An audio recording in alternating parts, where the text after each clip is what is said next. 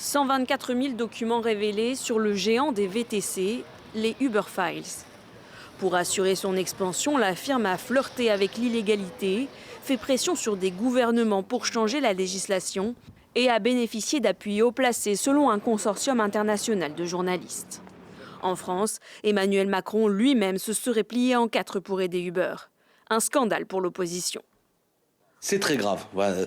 Écoutez, moi j'ai une certaine idée de la République qui fait que le président ou celui qui va être président ne peut pas être un lobbyiste au service d'intérêts privés. Quelle leçon on tire? On vient de l'apprendre hier soir. Sans aucun doute, évidemment, poser la question là, dans les journées, et je pense notamment à l'occasion, lorsqu'on peut s'adresser au gouvernement.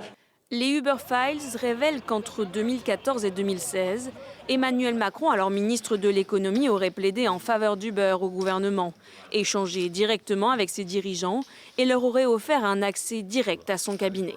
Rien de choquant, selon la chef de file des députés La République En Marche. C'est formidable quand même d'un pays qui s'offusque qu'un ministre de l'économie reçoive des chefs d'entreprise de manière totalement publique, dans un débat qui était un débat parlementaire. Donc oui, heureusement que nos ministres de l'économie et de l'industrie peuvent continuer à recevoir des entreprises, peuvent faire en sorte que ces entreprises s'implantent en France, qu'elles créent de l'emploi en France.